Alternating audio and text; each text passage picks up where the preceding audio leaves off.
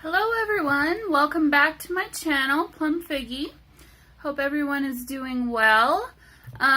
This is a follow-up video to a previous one that I recorded recently for the I'm a Cool Mom Dollar Tree Junk Journal Challenge. For that challenge I ended up getting 2 books, and I said I wanted to try. I have found this one, which I mentioned was way out of my comfort zone, but I wanted to challenge myself and see if I could make 2 books out of the leftovers. Basically, this is made from the leftovers of the original book that I made that is for sale in my Etsy shop. So I will provide links for both this book and the other book in the description below, and probably also maybe yeah, I'll put the link to my haul video as well in the description below. So if you want to check any of those out, I'd love it if you did. And of course, I'd also love it if you like these videos and you want to hear more, see more of what I'm making for junk journals. Please subscribe. I love having conversations with you. So all right, let's get into it. So this is a book that I found at the Dollar Tree, and the only thing that I added that I did not purchase from the Dollar Tree is this elastic and is this little book plate. So isn't that cool? It's blue. It worked perfect. So I added those 2 because the ribbon that I had bought that I thought I wanted to use as the closure from the Dollar Tree, actually I didn't really like it for that purpose. So I like this a whole lot better. It's really clean and easy, and I think this could be a great book for a girl or a guy. So let me just kind of walk you through this. So what you can see here is I've kind of done a little bit of collaging from images found inside the book. This was on the cover, this was on the cover, however the book title and the author and all that was there, and I wanted, well, let me say, so as I was putting this together, I was really struggling to figure out what I wanted to do. I thought maybe I wanted to do quirky poems and use the words from the book to put those poems on the pages. Well, that's a lot easier said than done. So as I was going through it, I decided what a fun idea if whoever got this wanted to create their own story based on the pictures in the book. I just thought it would be kind of a cool thing. So I thought, what a great place for the title of this. Or if you just wanted to use it for making notes and things like that, or, you know, I think that's a great use for it as well. So anyway, let me stop talking. I need to make my videos shorter. Sorry, guys. So did some collaging, covered up the book title here as well, with another page, pieces from inside the book, and then some more collaging. So this is obviously in a city, big city, with all the cityscape here. And so yeah, I did finish the book. Obviously I had to add a finish to it, so I did use Mod Podge, the really matte Mod Podge, but I don't really like leaving Mod Podge just as it is because it seems to be a little bit sticky. So don't you love that? Isn't that great? Okay, so I actually finished it with very, very flat varnish. It's a wax varnish that dries hard, but it's really soft, so it's a really protective layer. So okay, let's get into it, and I'll do a quick flip through for you. Alright, so here we have a little tuck spot. So basically what I did was I took pictures from inside the book and kind of rearranged them, did different things with them, made them into tuck spots. There's a lot of writing space. Here is a pocket. Oh, and also from the original book that I made, there are some coffee dyed index cards, and this other paper here is the coffee dyed art paper that I used from the original book as well. So here is, if you remember, at the Dollar Tree I purchased poster paint. This is all that's left. So what I did was I mixed these paint colors together, and then I ended up buying just a white acrylic, you know, the little tubes that you can get for less than $1. Well, at the Dollar Tree it's $1. That's what I used to cover this. So I kind of treated it like it was gesso, basically, just so that this was the inside book pages from the other book that I used for the other cover. So you could still use this for your own writing space. You can still faintly see through it, but I think that's really cool. So, you know, you could use this as an art journal too. I think this would be a really great art journal kind of prep for it. So I thought this was a funny little picture of a family, and then this was separate, but I thought, well, she's the naughty child. And then this is the back. It's just the back side of the book page. So that's in there. Like I said, there's a lot of blank pages, a lot of tuck spots. Here's some more writing space. And, you know, it's really quirky. This is so different from anything I've ever done before, but it was really fun. You know, I didn't do too much to it, but I kind of wanted to keep it that way. I didn't put anything back here, but this is a tuck spot as well. Lots of fun colors.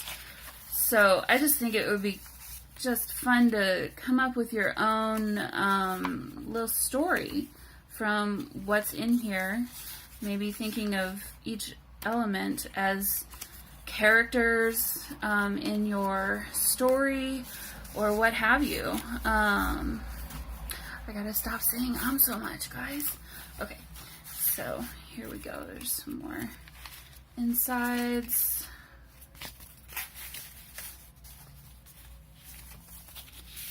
Tuck spot. Another tuck spot. It's a floating goat. When I put this in, I thought, whatever floats your goat. Or boat. I suppose there's a boat in here too.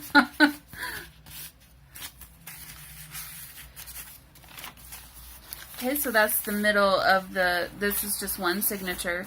The spine was only ½ an inch, or 3/4 of an inch. I can't remember off the top of my head.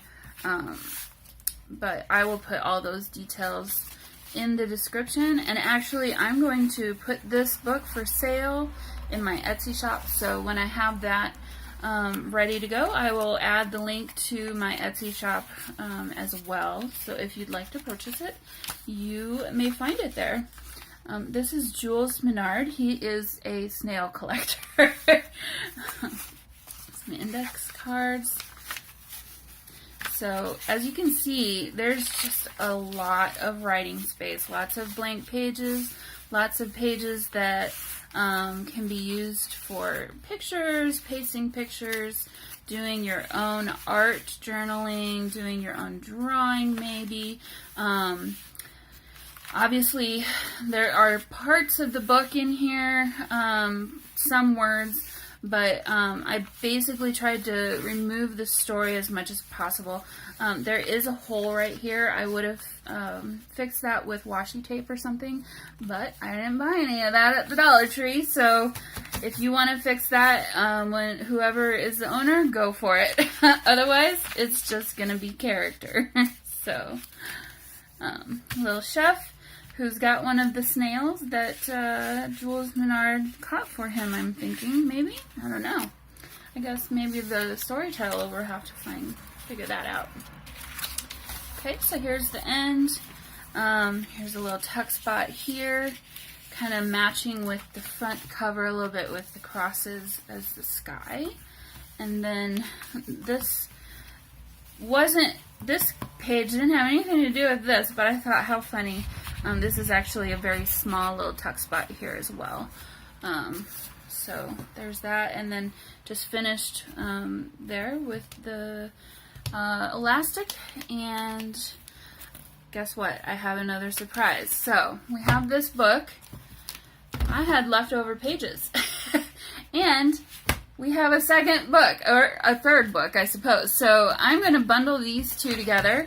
This is going to be all for sale together. And I'm actually also going to include with that the rest of the book pages that are left over. So quick little flip through here. There's just some really interesting things. So kind of morbid a little bit, so you may not want to use all of these. I tried to keep from using we're burning things down and cutting people, and yeah, there's the naked lady again. So I tried to keep from using that because I know not everyone will want to have that as part of their journal. So there's that.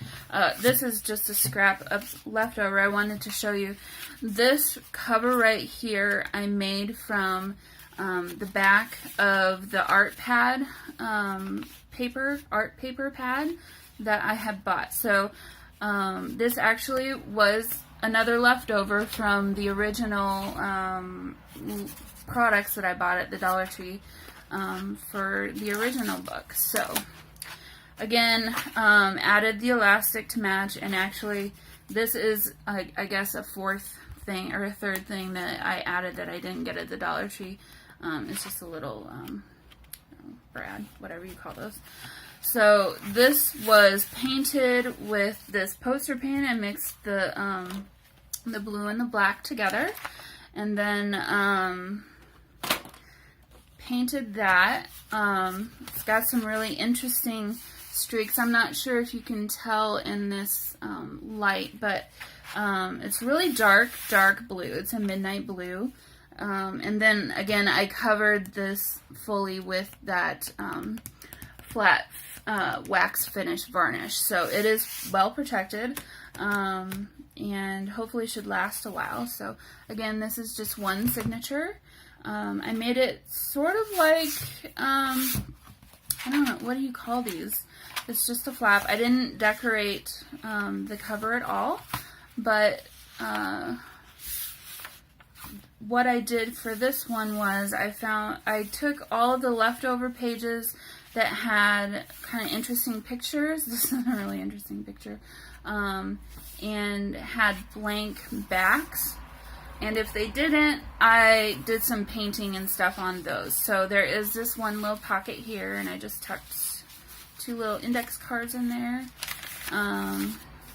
So what I did was I took this paper. This is where words were from the book. I took this paper, pasted it on top of the words, and then I did the painting that I mentioned that I did in the other book, where I mixed the colors together, and then on top of that I did the white paint like the gesso. So again, you can use this as a continuation of the original book and create your own story. It can be a separate notebook altogether. Do whatever you want to with it. It's just going to be an interesting, kind of quirky little thing. So let's quickly go through here. Lots of really interesting pictures, interesting techniques.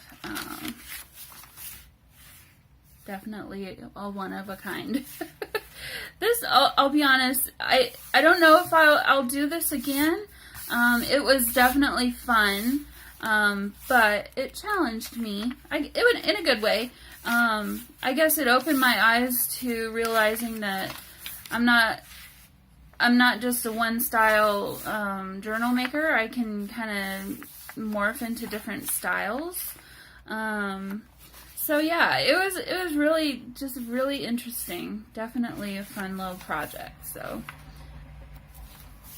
who knows, maybe I'll do more of it in the future. As you can see here in the spine, these are separate pieces of paper that I sewed together. I use that in my original, I did sewing in my original book. Basically they're sewn together with the joining stitch, and then I added this other paper in between to kind of put more stability in there with it. So